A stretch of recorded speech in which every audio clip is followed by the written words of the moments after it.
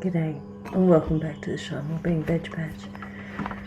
These boots have been amazing. They're waterproof, but I keep sheepskin inner soles in them, and they just feel so cozy through the winter, and they breathe really well in the summer.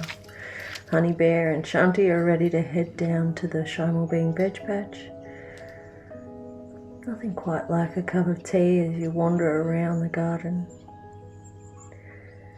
And here we've got an apple that I popped in last year, and it seems to have a borer of some kind. I'm hoping very much that it hasn't gone further than this branch, so we're going to tend to that a little later on today. I always duck under this arbor, and it's just so unruly at the moment. I need to manage it. I just keep putting it aside as another project. Maybe another day I'll get that done.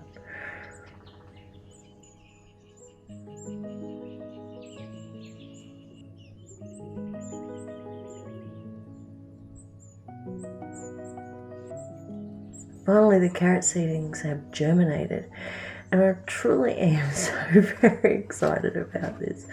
I remember way back, it was a freezing day when I planted them, and I knew I was taking a risk because we were getting under 10 degrees in the day.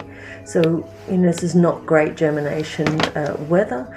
And so I took the risk and thought, well, it might just take them a little bit longer to come up, and that's been the case. But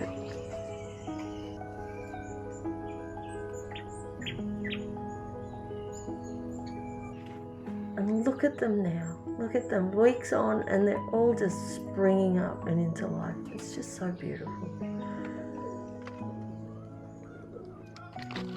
We've got some gorgeous cos lettuce here that's self-seeded. Most of my cos lettuce self-seeds, but it's got some unwanted visitors on it. The slimies have been loving this damp morning, and every time we get rain and overcast weather like this, it's a perfect opportunity to come and terminate some slimies, snails and slugs. And because it's so cool, they just haven't bothered to go back into where they usually live, so this is a great time to clear them out. I really don't like touching slugs, so I use these tongs on the slimy terminator, and that's that little tub that you see me using. And I just gently pick them up and pop them into the jar, which is the slimy terminator.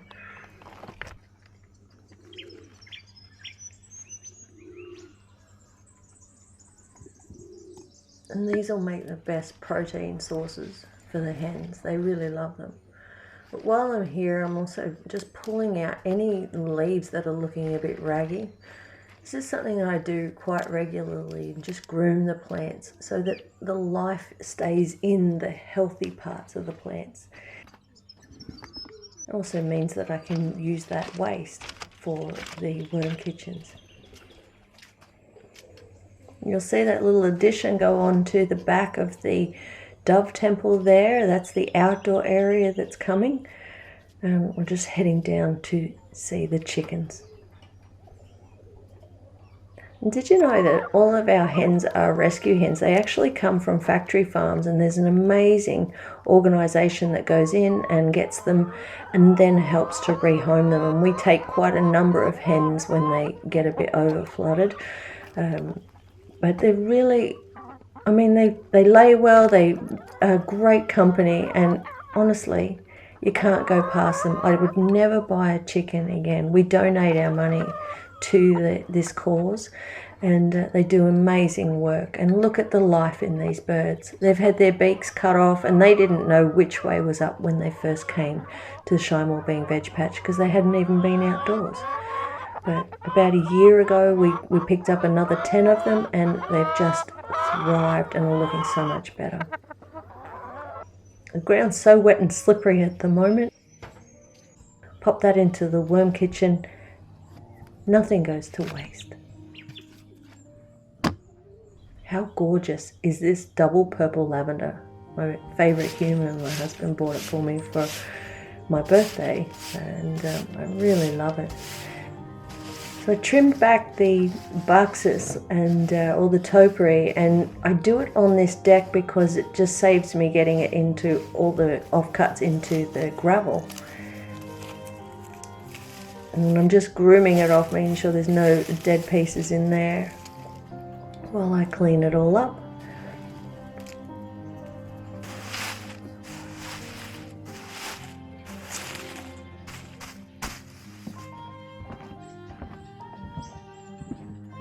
In the Shine Wellbeing Veg Patch, we always want to turn waste into something great. So these offcuts are going to be used to feed the worms in Veg Temple 2. So we'll just toss them in there and the worms will do the rest. They'll break down and compost beautifully and help the plants to live a happy, healthy life.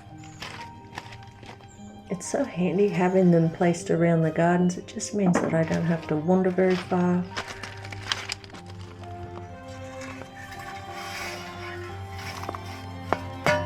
Look at that silver beet just by the side of it. It's loving its life.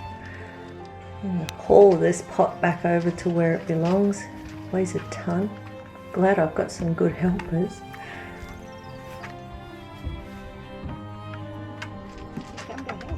This is Shanti and Honeyberry if you haven't met them before, and they're both rescue dogs and also yoga therapy dogs as well.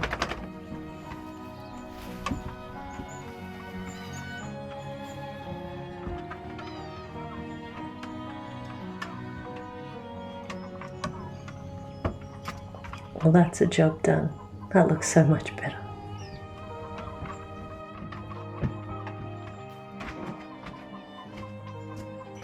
And in this pot I've got some jonquils and a bay tree. So I'm just going to slide that across and set it up for the spring. That's on automatic irrigation.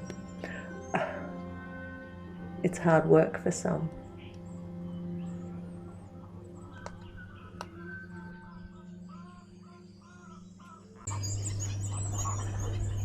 Okay, so we've come back to the apple tree now. And it's looking really well. It's just this problem here. So we're going to tend to that now. I'm going to cut it off and have a bit of a look and see how far down it's gone. See if I can see any entry holes into out of that branch and into the actual main trunk of the tree. It doesn't look like it's gone any further than that branch at this point. So this is part of the advantage of inspecting your plants and just having, you know, a cup of tea and a wander around the garden. It really does help to keep an eye on things. Now I'm just stripping out this under canopy here because I don't want the tree to be a low growing tree. I want to grow pumpkins and things underneath here, and it'll cause too much shade for that to happen. So I'm just lifting the canopy up a touch.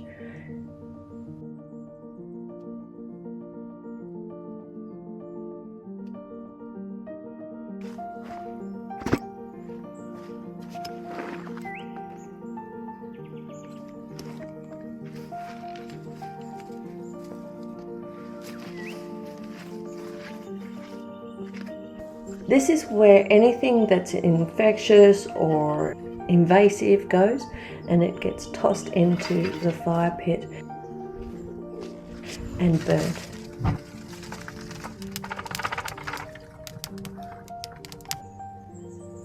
It's really starting to look pretty ominous out here.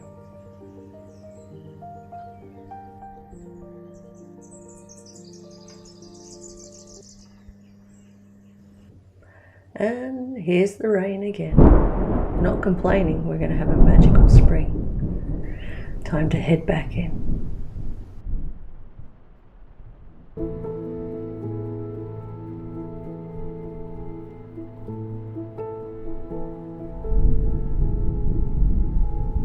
Thanks for joining me. Have a beautiful day. Shine on.